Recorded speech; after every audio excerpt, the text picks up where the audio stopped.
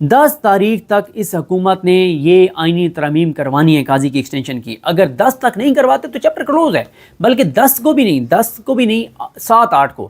اگر آپ 7-8 کو دیکھیں پھر تو سوموار سے ٹوٹل کو 48 گھنٹے کی یا میکسیمم 72 گھنٹے کی گیم ہوگی. 72 گھنٹے سے زیادہ کی گیم نہیں ہوگی. اس لیے نہیں ہوگی کہ ان کے پاس سوموار منگل بدھ ہے. ان 3 دنوں میں ان کو آئینی ترمیم کروانی ہوگی کیونکہ 7, 8, 9 یہ ہو جائیں گے. آگے ایک دن ان کو اس لیے رکھنا پڑے گا کہ اگر یہ آئینی ترمیم پاس کرواتے ہیں اور ہزارہا لوگ ریڈ زون کے اندر آ جاتے ہیں پھر تو چیزیں ختم ہو جائیں گی نا. پھر تو آپ نے جب آئینی ترمیم کر دی پھر تو ختم ہو گیا سب کچھ. پھر تو اس شدت میں جو اس وقت ہے اس میں 10 گنا اضافہ ہو جائے گا. تو پھر ظاہر ہے آپ کو 24 سے 36 گھنٹے چاہیے اس چیز کو جو ہے وہ کلیئر کرنے کے لیے. لہٰذا میرا خیال ہے کہ جو دن ہیں وہ 7, 8 اور 9 ہیں. یہ 3 دن ہیں, انہی میں ہو سکتی ہے. اور اسی لیے میں کہہ رہا ہوں سوموار سے دیکھیں نا کہ موومنٹ شروع ہو جائے گی. اگر آپ اسکول بند کر دیتے ہیں, سرکاری دفاتر بند کر دیتے ہیں تو آپ سپریم کورٹ اور ہائی کورٹ تو بند نہیں کر سکتے. اور پھر اسی طرح سے جن لوگوں کو گرفتار کیا گیا ان کو آپ نے عدالتوں میں پیش کرنا ہے. جن لوگوں کو گرفتار کیا گیا ہے اور ان کو کہیں پیش نہیں کیا گیا, جیسے علیمہ خان صاحبہ اور عظمیٰ خان صاحبہ, ان کے حوالے سے آپ دیکھیں گے کہ یہ حبس بجا میں رکھنے کی اسلام آباد ہائی کورٹ میں جو ہے وہ پٹیشنز جائیں گی. وہ کسی آزاد جج کے پاس لگ گئیں اور عامر فاروق صاحب کے پاس نہ لگی تو بڑی ایک ہلچل پھر جو ہے وہ مچ جائے گی. پھر اسی طرح سے وکلا نے ہڑتال کی کال دی ہوئی ہے سوموار کے دن, اور انہوں نے کہا جو ایف آئی آریں ہوئی ہیں یہاں پہ اسلام آباد میں بھی اور لاہور میں بھی وکلا نے احتجاج کی کال دی ہوئی ہے. اور حکومت کی بکھلاہٹ آپ کے سامنے ہے.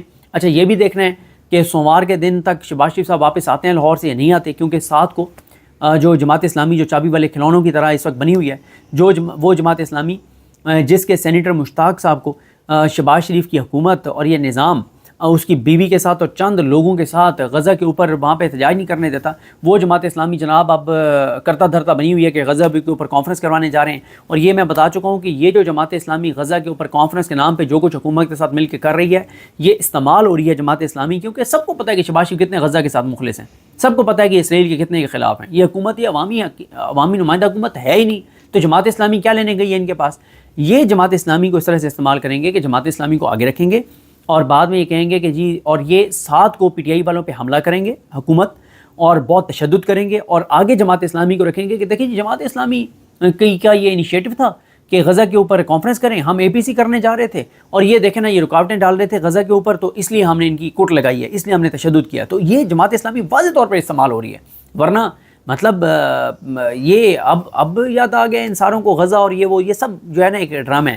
لہٰذا میں یہ سمجھتا ہوں کہ اتوار کا دن تو ظاہر ہے اتنی زیادہ ہلچل میں ایکسپیکٹ نہیں کر رہا, ہو سکتا ہے بہت زیادہ ہو, حیران کن طور پر بہت زیادہ ہو, کیونکہ تحریک انصاف کا جو پلان بی آیا ہے اس کے مطابق تو تحریک انصاف نے جو ہے وہ ان کو بلایا ہوا ہے, یہ پنجاب میں سے بہت سے اضلاع کو بلایا ہوا ہے, سارا کچھ ہے. لیکن اصل جو قافلے روانہ ہوں گے بڑی تعداد میں وہ سوموار کو کے پی کے سے ہوں گے, اور پھر آپ دیکھیں گے جب کے پی کے سے قافلے روانہ ہوں گے تو پھر حالات اور صورتحال کس طرف جاتی ہوئی جو ہے وہ دکھائی دے گی. تو حکومت کے لیے بہت مشکلات ہیں اور بہت اس وقت کمزور وکٹ کے اوپر ہے, اور اسی لیے یہ سارے بھاگے ہوئے ہیں. شہباز شریف بھی بھاگا ہوا ہے, نواز شریف تو ویسے ہی آپ کو پتہ ہے میاں صاحب کہیں نہیں آتے سوائے تندوروں کے, یا کہیں پہ مریم صاحب ان کو زبردستی کہیں پہ تقریر کروانے کے لیے لے آئیں, اور اس میں بھی میاں صاحب ایسے بلنڈر کرتے ہیں کہ الٹا جو ہے وہ شریف خاندان کے گلے پڑ جاتی ہے وہ میاں صاحب کی تقریر.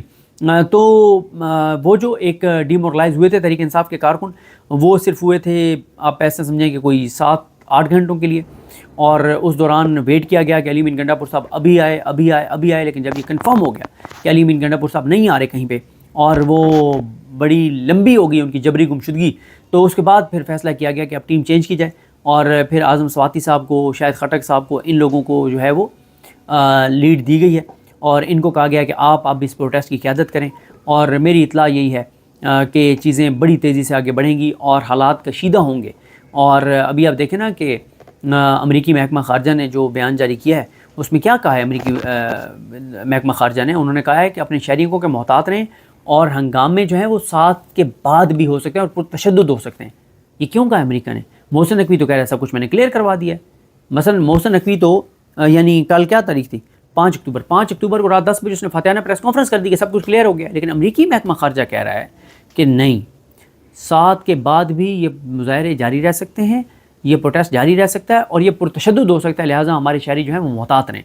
تو یہ حالات ہیں, یہ واقعات ہیں, یہ صورتحال ہے. تو دیکھتے ہیں جی چیزیں کیسے آگے بڑھتی ہیں. مجھے اپنی دعا میں یاد رکھیں. اللہ کریم ہم سب کا حامی ناصر. اللہ حافظ.